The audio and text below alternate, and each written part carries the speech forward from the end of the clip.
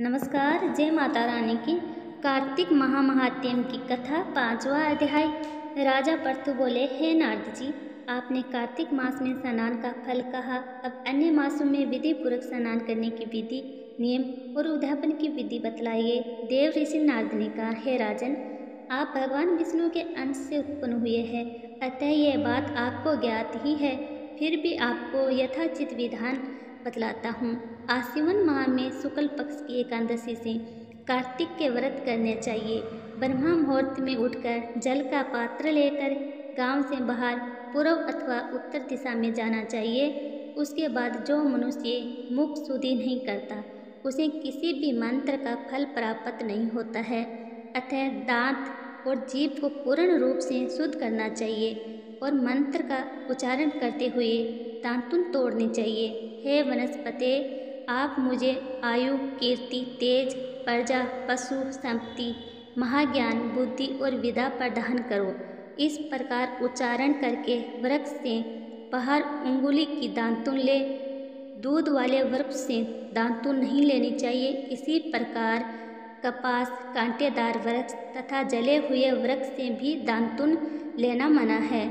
जिससे उत्तम गंध आती हो और जिसकी टहनी कोमल हो, ऐसे ही वृक्ष से दंतवान ग्रहण करना चाहिए।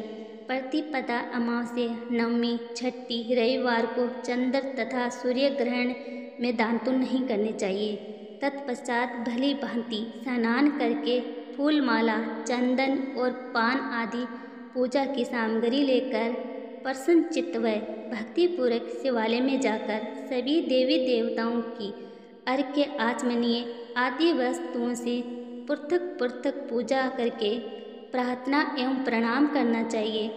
फिर भक्तों के स्वर में स्वर मिलाकर श्री हरि का कीर्तन करना चाहिए। मंदिर में जो गायक भगवान श्री हरि का कीर्तन करने आए हो, उनका माला, चंदन, तांबूल आदि से पूजन करना चाहिए, क्योंकि देवालयों में भगवान विष्णु को अपनी तपस्या, योग और दान द्वारा प्रसन्न करते थे।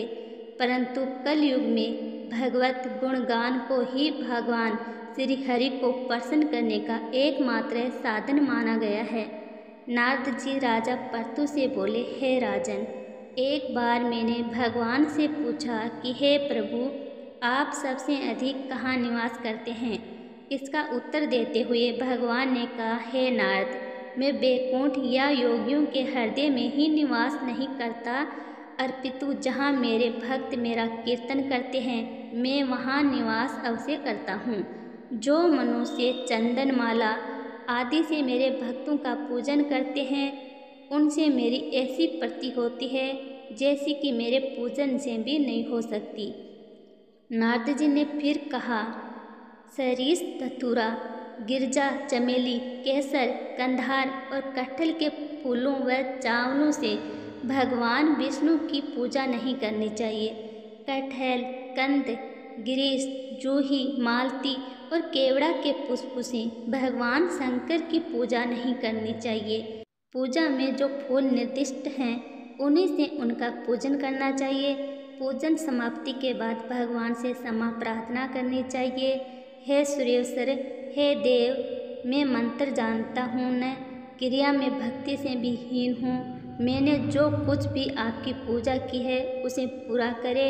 ऐसी प्रार्थना करने के पश्चात साष्टांग प्रणाम करके भगवत कीर्तन करना चाहिए, श्री हरि की कथा सुननी चाहिए और प्रसाद ग्रहण करना चाहिए। जो मनुष्य प्रोक्त विधि के अनुसार कार्तिक व्रत का अनुष्ठान करते हैं, वह जगत के सभी सुखों को भोगते हुए अंत में मुक्ति को प्राप्त करते हैं।